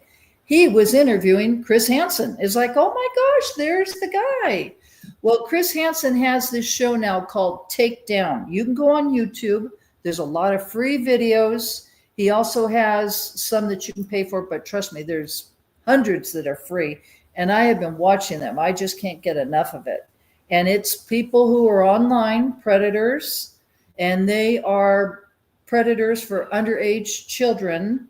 And they have it's a sting operation, and they come in, and it's also the sheriff department and the police department, but especially sheriff in that county is right there. And the person is caught. They're caught. And then Chris talks to them and asks them, why would you be interested in a child? Somebody who like 14 years old. Well, I didn't know they were 14. Yes, you did, because I have the transcripts, and this is what the conversation was. And you knew she was, 14 and you're, 45, right? Anyway, it's very, very interesting. So it's called Takedown by Chris Hansen, Hansen, and it's a YouTube. So the point I'm trying to bring this up is every time I watch that, I think to myself, how many elders are in the congregation? Because these pedophiles certainly do know one another in the congregation. Okay. And how many of them are grooming the different young ones? And how convenient that there's the 2-witness rule, that they don't get busted. So anyway, I'm just saying that because this is something that will really open up your eyes how these sick scumbags operate. And, they try to weasel out, well, I just came to talk to her. And, it wasn't really, we were just going to have pizza or sodas. I wasn't going to do anything, It's very, very interesting. But it will give you an insight on the mind of these predators. And some of them, okay, there was one guy, he was a medical doctor. There was something on my phone. We're here in South Carolina. It was an anesthesiologist who was a pedophile. Then there was another one who was a judge. There was a judge here in South Carolina, had been on the bench for 30 years, 30 years on the bench. He was in his 60s. He was a pedophile, and he was interested in pornography with children and toddlers. And he got busted down in Florida. Okay. So he's going to be locked up and his career is over. So, this pedophilia issue in Watchtower or across the globe, it doesn't matter how wealthy a person is. It doesn't matter their status, their career, socioeconomic, their race, anything. It's across the board. And every time I watch this, I always think about the pedophiles inside Watchtower, a bunch of scumbags. Mm-hmm. And that is really destroying a lot of families, even if they were elders or whatever, right? So anyway, it's just something I really wanted to say. Yes, go ahead, please. Yeah, Connie, it's Susan. I wanted to ask you a question. Why do they say these people become interested in this? It's so disgusting. I'll tell you why. Become involved? Why? I'll tell you why, honey. They get involved in watching pornography. It starts with pornography. And there are websites, they mentioned it once, but I'm not going to say the name of it, where there's a website where you can be like daddy, daughter type of thing. And people are into all this sick, debased stuff, and they're just pornography. I mean, at one time with pornography, I guess they had Playboy magazines and you could look through it. Now you can just get on your phone or on your computer and pay a subscription or something. It's so accessible. Let me add to that a bit, just kind of a theory that I have. So, again, this is me, but Satan the devil is a thought caster, and we all know that. He'll put a thought in your mind. And in the Bible, it talks about, I think it's towards the back of the Bible. You can't quote it right off the top, but it says, this person begot this, had this son, that had this son, and generations, okay? Yeah. Uh-huh. And in the Bible, when you open it up, it's got like 20 generations, and you say, well, why would somebody put that in the Bible, or why did the Bible writer put it in there? Right. The genealogy. Mm-hmm. That goes back 20 or 30 generations. Mm. Who cares? That was, 2,500 years ago or better. Mm. Well, because there are generational curses. There are people that have a certain bend or tendency towards something that's evil. And Satan knows that. And he's going to, he throws that he casts that thought into your mind very, very often, very, very often. And well, there was that one young kid, Rich. He was 21, mm-hmm. and Chris Hansen found him, and he was interested in a 14-year-old girl, and that started when he was in high school, and he knew it was a problem. Yeah. See, a lot of times they know it's a problem and they need to deal with it. It's almost like an alcoholic, right? You ever go to AA meetings, right? I'm not an alcoholic, but I've had plenty of alcoholism in my family. So I've been to AA meetings and so forth. Anyway, what they teach in AA is, you didn't get caught yet, right? Mm-hmm. That's the key. You're an alcoholic, you have an issue with alcohol, but you haven't been caught yet with a DUI or domestic violence or whatever, but especially DUI. The same thing is true with this. They know that there's a problem, and they're just that they don't ever get caught. Just let me follow up with something else. Just 1 second, brother, and I'll give you the floor. There are portals that people open that get opened, and like smoking marijuana or using drugs or getting inebriated all the time. You open yourself up to the demons. They get in there. I mean, not only reading pornography or Ouija boards and stuff like that. When you start doing drugs, I think especially marijuana, that's an opinion of mine. There's a lot of drugs out there. Satan gets into your brain and your heart. He lives inside of you. And these people know what they're doing is wrong. And they know if they get caught, they get sent to prison. Oh, yeah. And they know what happens to pedophiles in prison. Yes. I mean, it's horrible what happens to Well, them. they're killed. And they can't control it. But it can be controlled only through prayer. Yeah. And pornography is a gateway, Rich. Yeah, and sure is. Men are very visual, right? Men are very, very visual people. They like to see things. They see a beautiful woman or whatever the case might be. Women, we do that, but for us, it's more with the heart, and the personality of a person that attracts us. But men, they're very visual. So they start watching, pornography, then it changes. I mean, there was one brother, I'm not going to mention his name. He's an ex-JW. He's been on the show, been some time ago, but he was an elder. And he said, he said, I could call him up right now and tell you the truth. He said he came out of, with a bunch of elders, and he said there was an elder sitting right there inside the Kingdom Hall looking at porn. Mm-hmm. Okay, and he's an elder looking at pornography. The power of pornography. Yeah. I don't know if anybody ever watched the last interview of Ted Bundy. You remember he killed a lot of women. He was handsome too. Remember was that? sentenced to the death. Mm-hmm. I think he went to the electric chair. He did in Florida. And they interviewed him. They said, "Why? What was the trigger that started you down this terrible path, killing people?" And he said, "Pornography." Really? Wow.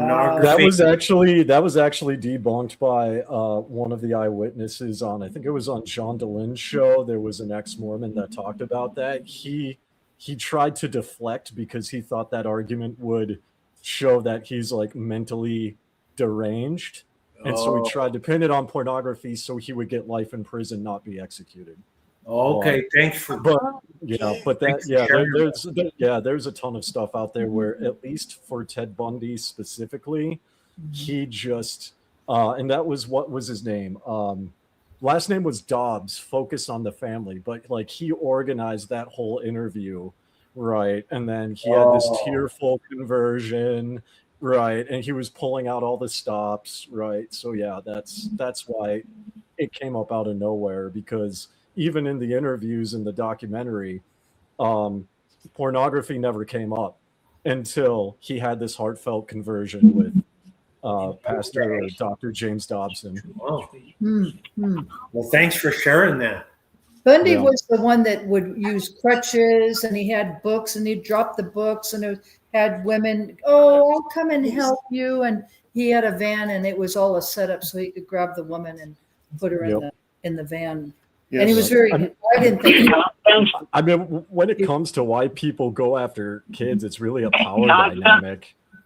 It's at the end of the day, it's all good. It's a power dynamic, because I mean, kids are taught to trust adults, and in the Watchtower and the Mormon Church, you're taught to trust your bishop. You were taught to trust your elder. Right. So whenever the elders are doing things or bishops are doing things, they are already preconditioned to do that. It's not necessarily pornography. That might be a factor for some people. I don't think it's necessarily a universal factor, because many people have watched pornography. I've done it. My wife has done it. Right. And yet there's a lot of neurological studies on the brains of people who abuse children, and they are like fundamentally different than the average human brain. The prefrontal cortex is not fully developed. Also, the amygdala, they have no like impulse control, right? Which the average person does have to some degree, right? Like, I used to be addicted to heroin, but like, even when it comes to like comparing the brains of like drug addicts, both current and sober, there is more impulse control in someone addicted to drugs, and there's usually more of a prefrontal cortex development in a drug addict than there is in someone who abuses children. And there's a whole debate on, is it physical injury? Is it like a deformity from birth? But well, and sometimes what happens is someone who's been, not all the time, but someone who has been sexually abused, carries that on. They become an abuser of children Not all, but Yeah, that's also another factor too. it's learned behavior. You know, when you said impulse control, it made me think of, because I used to watch this Chris Hansen show. Yeah. Some of these guys actually, in the back of their mind, believed that the cops were going to be there. But they didn't have any impulse control, and they still went. To think, because he would interview him, and he said, "Why did you show up?" Right. And what were you thinking? They would say, "Well, I kind of figured the cops were going to be involved." So that shows a lack of impulse control. Yeah. Matthew, Hey, Joe. Matthew, hold on, honey. Matthew, did you want to say something? Thanks. It's good to be with you, Joe and Dick, and of course to see Dave. Is always a nice surprise to come together. I was just looking at Slim Chick's comment, because she said, when it comes to control, they'll control them in a supermax prison. Well, we hope that the policies are going to be so we're able to prevent instead of deal with the disaster. Because Connie, you coming up with the fact that the challenges are that the child's sexual abuse and these abuses in their various forms, but of course the lousy one, the sexual thing, often occurs in private with no independent witnesses. I mean, what do you do here? You've got this two witness rule, which has been abused terribly. Yes, they've made some sort of adjustments on it, but it's very, very difficult to make investigation and prosecution. Just in JW side, we see it in Mormons, we see it in many institutions, all the way to top governance, and those are the persons pulling the strings. They don't want to change these policies. Why? Because if they slap one hand, it's going to slap everybody's hand who's in the same pot, so to speak. Right. And a lot of times the pedophile is somebody that the child knows. Not always, but a lot of times. And in the Kingdom Hall, it's an elder or ministerial servant, circuit overseer, whatever. I mean, that lady right now that's JW was in Brazil. She has $100 million lawsuit against the circuit overseer. When I was coming into the JWs in 1970, I was told by the person that I was studying the Bible with, he said, Dick, he said, if someone in the congregation is doing something that's seriously wrong, he said, like adultery or getting drunk or he said the Holy Spirit will be taken from the congregation. The elders would sense it right away, and they would have an investigation. They would find that evildoer, and they would disfellowship him. So, if Armageddon came, the whole congregation could go right into paradise earth. Well, the people that these elders who were supposed to do an investigation, a lot of them are super corrupt, and the cops are arresting these elders and other ministerial servants, just rank and file, for all kinds of stuff. We hear it all the time on 6 screens. It's in the newspaper, and they hide stuff. Boy, you go to the Kingdom Hall, you can't. When I was going to the Kingdom Hall in 1970, you could go grab a book that was produced by the Watchtower in 1923. You could get a book like that, but they're all gone, because if you were to read them, you would see all the changes they made, all the hypocrisy that they've done. And the reason I took them out is they're covering it up. Yeah. Because right now, the generations that are coming into the Watchtower right now, they don't know anything about 1975. Oh, no. It's only us guys. Well, they don't know Beth Serene. They don't know anything about Russell Rutherford. They don't know any of that. There was a brother that wanted to say something. Yes, go ahead, please. Yeah, I was just going to say, hey, good to hear from you guys. It's Dan. Yeah, I just wanted to say, I think it's one of the most interesting shows in the world to watch. 5 million people. I don't know how many there are, 3 million, 5 million, I don't know. But just say there's 4 million. 4 million people being guided by unconscious immoral, amoral, could give a rat's ass about him. Just manipulating. I think it's a show. It's a show for us. We're in the stands going, holy shit, what are they going to do next? Mm-hmm. And unconscious people will do anything. And like Constance says, they're capable of murder. They really are. Because low consciousness people have no moral compass. Right. And the greatest, sin of all, to me, is to do what they did with the Bible. Constance used a really good word, grooming. Mm-hmm. We were groomed by the Bible. They took something sacred and groomed us with it. And what I mean by that is they dangled the carrot. What do you do when you groom a kid, right? You offer them candy, you hear they offer them candy, and then they say, come over here. And then what do? Then you threaten them. And that's what they did with Scripture with us. Mm-hmm. That's why a lot of the people can't leave, because fear has been embedded in them so deep, they can't get out. And I know they want out, but they're terrified. Mm-hmm. And so to think somebody took something like that, the Bible, groomed us with Paradise Tomorrow, and then scared the shit out of us, told us, held a gun to our head after that. Mm-hmm. I remember Tony's last words were, the blood's going to be pretty high if you don't get your asses back out in service. Mm-hmm. The blood's going to be pretty high. It might be yours. I mean, my God. Yep. How grotesque, how desperate. Yep. But I think it's interesting, to use the Bible in such a way. And I want to say this, and I say it on every show. The definition, the difference between good and evil is we have a life force, and we can do good or evil. We can take our life force and we can love with it, or we can manipulate and bullshit and mislead and scare the shit out of people. We can do whatever we want with it. So to watch Watchtower take their life force that God gave them, the gift of life, and to use it to manipulate, to, what was that word I used, groom? Yeah. The scriptures like they do, and then to manipulate, control, and now shake their asses upside down, all the people. I think there's a big money grab coming too. I really do. Mm-hmm. And but what's weird is my uncle mentions it. He does talk to me. My relatives kind of do talk to me a little bit, but he kind of brags that they're a brotherhood. He keeps using the word brotherhood, as if it's Masonic or something. He's like, hey, we have the brotherhood. We take care of each other. But he brags how fast they can raise money. It's so weird. He goes, you know how fast we can raise money? And I said, well, what do you mean? He said, well, if we need money, all we'd have to do, he said, no, you add it up. And I forget what his number was, so many million people, $1.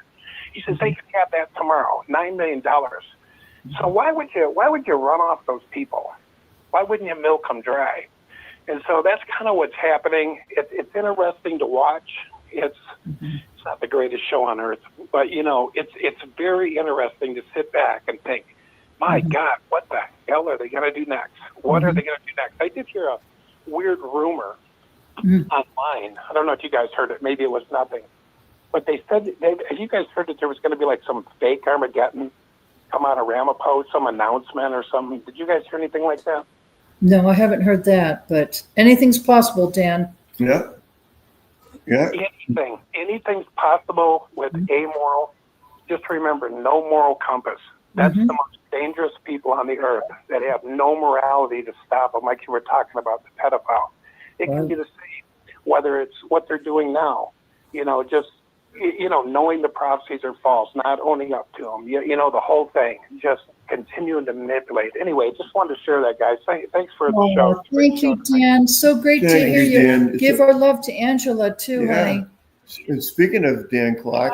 I definitely will. She was listening. She was listening. We're all listening all the time. I just had surgery, so I'm just recovering. We didn't know that. She's still listening in the other room. Can we give you a call tomorrow, Dan? Can we touch base with you tomorrow on the phone? Yeah. Okay, honey. You definitely have been in our thoughts and prayers. Sounds good. Okay, honey. I was going to say, but I love all you guys. You guys are doing a good job. You're bringing some good stuff to everybody, and everybody's learning a lot. Everybody's waking up. And I want to say one more thing.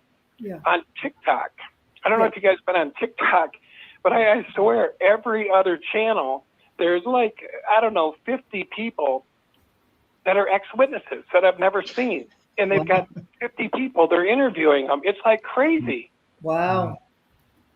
Yeah, interesting, Dan. It's bleeding out. It's bleeding out, guys. And you know, they're very awake. And I told them it's because a lot of yous weren't in. A lot of them don't know about the Generation Prophecy 75. Most of them that are on there are a lot younger. Right. But they're all just talking away. And we talked the other night for 2 hours on TikTok to a young group. And it was almost like telling them things they've never heard. Wow. So they weren't in that deep, so they're not able to hold them. They're coming out. But go on there sometimes. You will see, like, I'm telling you, hundreds of groups, and they're all talking. And the witnesses now, when they come on there, all they do is get mad if you say, you know, like I went on one channel and I said, can I come on? I'm an ex-witness. I'd like to tell you why I left. And they said, sure. And the first thing I mentioned was 1975 and the generation. And they started cussing like hornets, like they do on Rick's show sometimes. They start cussing like you've never stopped, unplug me, shut me off. And they do that to everybody. They have no leg to stand on anymore. There's nothing there.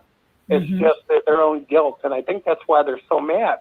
Yeah. Because when you take somebody that's in denial and you confront them with, hey, you might want to take a look at how much you're drinking. Yeah. Yes. Who are you talking to? Me? Yep, that's so true, Dan. Oh yeah, the walls of denial go up so strong. That's like a great point. Jimmy Ray Like, Hart's song, "The Walls of Denial." Yeah, very. All right. Well, we love you guys. All right. Thank you, honey. We love you too. I was just going to say, but one thing Watchtower does do, they weaponize the Bible. They use it. They twist it and contort it to their version. And they just change whatever they want to change. Yeah. They want to take a scripture not out of context, just completely out of the Bible. Cherry pick, huh? Well, like cherry they pick. take scripture like Matthew 8. Oh yeah. Oh yeah. They just take God right out of the Bible. I'm glad Dan Clark called because I remember about a year ago, Dan was saying to me, you know, you ought to suggest to Rick that he monetize 6 screens. So I mentioned it to Rick. He says, I don't know if I want to do that. I don't want to take money. You give free, you get free. But it's expensive, you know, doing 6 screens. I think it's $600-700 a month. He's been doing it for 20 years. Yeah, I mean, that's over $100,000 of his money. That's a lot. People don't realize that. People don't realize that. And when he did the conference, that was a lot of money. $20,000 to $30,000 out of his pocket. You know, I think the audience should just tell Rick, why don't you monetize? You might make a couple $100, so it'll defray the cost of running 6 screens. I know, Rick, you weren't expecting me to say that, but well, I don't think you should take such a monetary beating every month that you take. Well, not only that, but this is YouTube, and you know, YouTube is watching how many people are tuning in. Right. And YouTube is in the business of making money. Right. Right. Yeah. So when they see a lot of people who are, you know, watching the show, YouTube wants to make money. Yeah. So, you know, it is what it is. And they push you out, and they push you out further. So yeah, if you're monetized, because my YouTube channel is monetized. What's up? Go ahead. Yeah, and it goes out. I mean, they really open a door to this channel could probably be 6 or 8 times the size, because there's how many channels on here? How many shows does Rick have right now? So if you put it out there, and you can take those commercials they put in, you can put them at the end. You can put 2 commercials at the end. You don't have to have them sprinkled all through where they're stopping every minute. You can say, I want this many commercials, put it at the end, and still it would cover also the cost of the show, but it would also put you out and expand this work that's going on. So more people, you're saying, Dan, that more people would be able to learn about 6 screens, right? YouTube would filter it out to more and more people, is what you're saying. Yes, exactly. And, you know, that's how when mine grew to, it was like 8,000 or something. I haven't been on in a long time. We did a video the other day, first time in a couple of years, but that's what pushed us out and just, you know, doubled it, just from 3,000 to 8,000, just putting some commercials on there. I didn't know that you could control the commercials. Because I had mine in the beginning, and people were like, "Oh, why do you have these commercials?" and blah blah blah. But it was like there was a couple months where you'd hit 1,000 or 1,500 or just from a video, one video that goes out that gets a few thousand views. Yeah. Like, witnesses wearing mustaches or beards or something, it would, they'd pay you $1,000. It would cover the show. But the main thing was most of the videos went out to 3, 4, 20,000, 30,000 people, which is a lot more than before when I put the commercials on that only had, a couple hundred views or a few thousand. It moves up into the thousands, hundreds of thousands.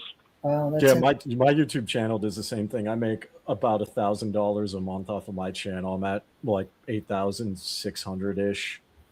So, but yeah, it's really nice. Covers all the costs. It's really beautiful. It's a win. Yeah. It's a win-win. It's a win for YouTube, and it's a win for you, and it's a win for all these witnesses that are out there searching for answers. Yeah. Well, to Dan's earlier point, it's kind of interesting that the JWs are really doing the Armageddon teaching with like the eternal paradise tomorrow that you guys talked about. I think culture today, especially in the West, is going to hurt them as well. Because I'm a millennial, I'm 37, right? So people in our late 30s, mid 30s, you know what our mentality is? I'm here for a good time, not for a long time. Wow. Right. So people younger than us are even more off the wall, right?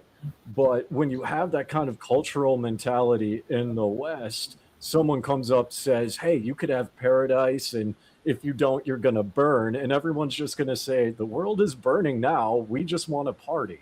Oh, okay. They can't connect with the younger people. And I think, and this is part of what another similarity I see with Mormonism is both Mormons and the JWs have really old people running the show who are just disconnected with reality, right? They're disconnected with what's going on. They're disconnected with the culture. They're disconnected with what young people are doing. And so when they show up in suits and ties and they preach, forget Jehovah's Witnesses. Young people today aren't even interested in religion from the get-go. Right? So that's also one factor that's one more nail in the coffin, I think, for the JWs and for the Mormons too. Well, I want to thank everybody that called in tonight. Do we have time for just one more comment? Then we'll turn it back over to Rick. Anybody out there, love to have a first-time caller. If there's anybody out there that just wants to just say something about the Watchtower, about what they think the Watchtower is planning. Take one more call. Hey, Dick. Yes, please. Can you hear me? Yeah, I hear you fine. I love that you brought up Chris Hansen. I think I've seen the Pizza Predator video probably 5 times already. Yeah. Sokol was his name, and remember? he has the Boston accent too, which is extra entertaining. Sokol. He was the pizza guy, Sokol. Oh, yeah. He walked in, wanted to give her a big hug. Yeah. But what I was going to say about that is, like CSA, that's like the worst of the worst. Yeah. And I don't know how prevalent it is in the Watchtower or, of the congregations that were nearby me. That's the worst of the worst. Yeah. But, I go by the scripture, faithful in least, faithful in much. Everything that happens on a bigger scale, people exhibit it in a smaller scale. And even though that's the worst thing is to have disregard for a child and abuse their trust and to ruin their life and all that, they do it on a smaller scale. I've told this story about the brother that, I went out to the movies with other, like a group date, or not even a date, a group of 4, and he made a federal case out of it. And then the girl didn't want to talk to me afterwards about it. I was a 16-year-old kid, He had no business doing that. Yeah. I don't follow And, that. you know, Well, he got counseled. Oh, counseled. Okay. Mm-hmm. and you know, and they don't care about your mental health at all. Right. You know, there's a lot of stuff that you miss out on being a witness. Yeah. There's a lot of things you don't experience. Right. There's a lot of things they skip over or don't address at all. Right. And it all adds up. It all has a cost. Right. Well, they create a lot of that mental illness, especially for people born in. Yeah. You've always had the anxiety standing over your head. The Armageddon's going to come. It's going to be so bad that no flesh would survive unless the days were cut short. And that hangs over your head. It hanged over my head for 20 years when I was in. Thank God I don't have to worry about that anymore. No more nightmares about falling through the cracks of the earth, the fireballs coming down from heaven, or anything else. You know, God loves me and loves you, and He'll take care of you.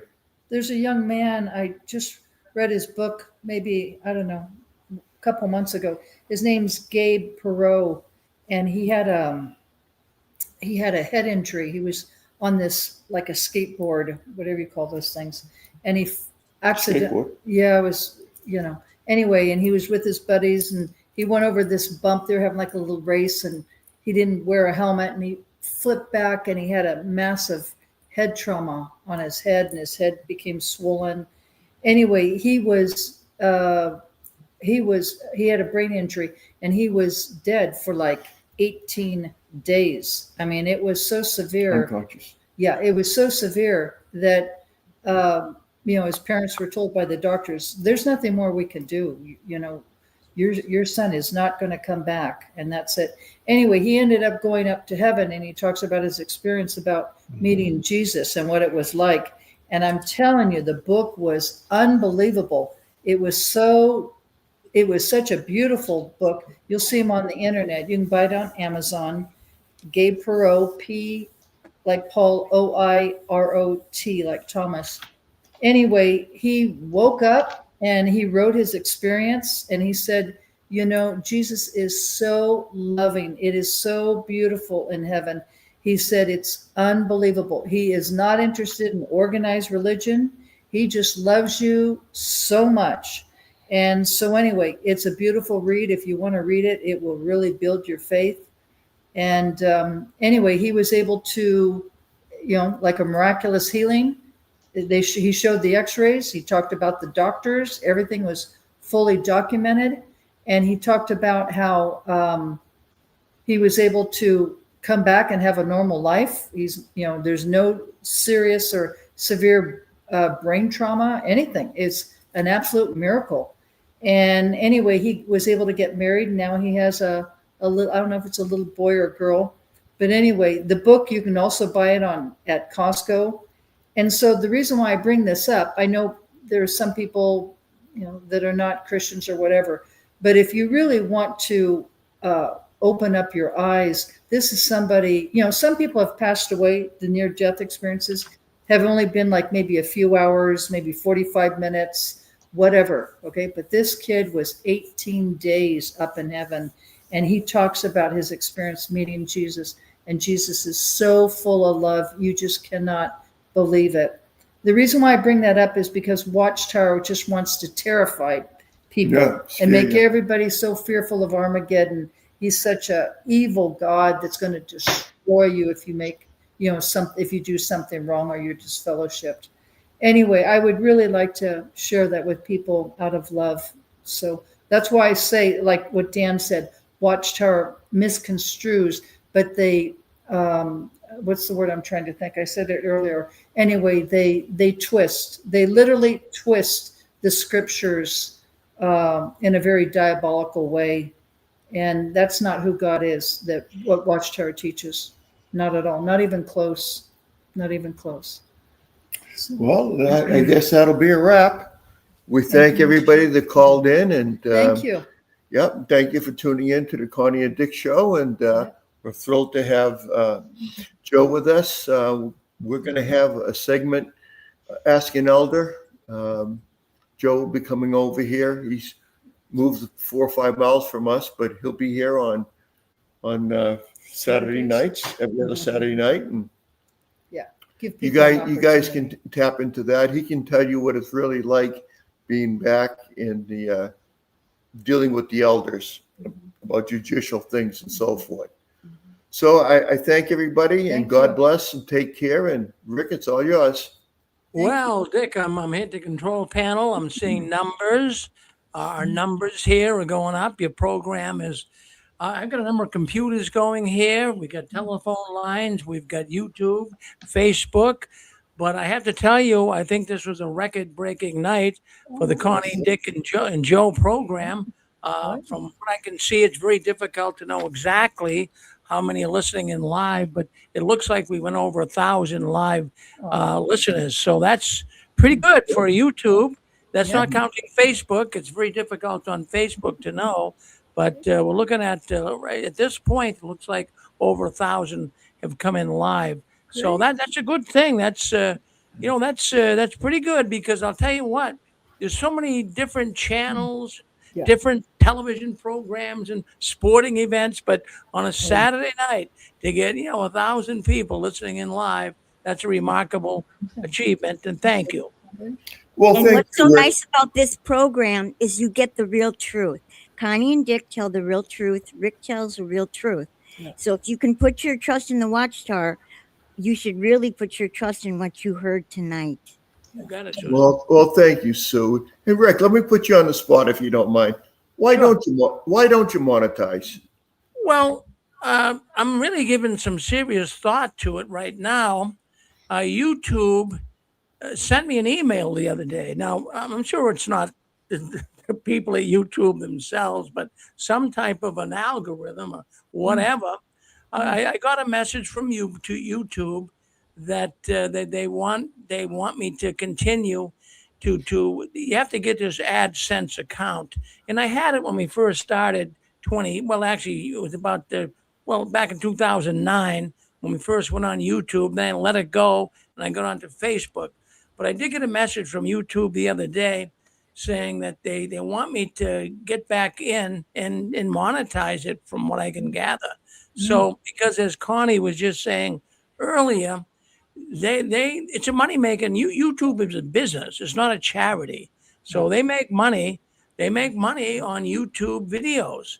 And the more people watch, the more they make if there's commercials. But we don't have any. So in the future, maybe in the next month, you're going to see, but I'm not going to do it in the middle of a video, a live stream or whatever. We'll do it. We'll do it in the beginning or maybe at the end, one or the other, but it will satisfy the powers at YouTube. Yep. Yeah. That's It's wonderful. I know Dan Clark thought it was a good idea. Yeah, well, I appreciate it, and like I've always said, I never really asked for money on here, and it's I always felt that I came out of the Watchtower, and there were people that really helped me along the trail. Randy Waters, he used to have a website to Free Minds. Bill Bowen, and these original people that first came on. When I first came on YouTube, there was only 5 other people that were YouTube creators.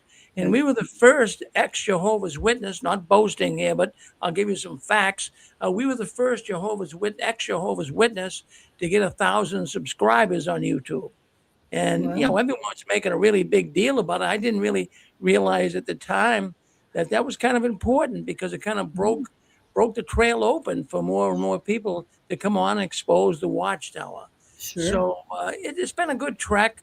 I can honestly tell you this. It's a lot different today than it was going back, in the beginning of this program. It's a lot different. It's it's like a night and day. So I want to thank all the people for listening in.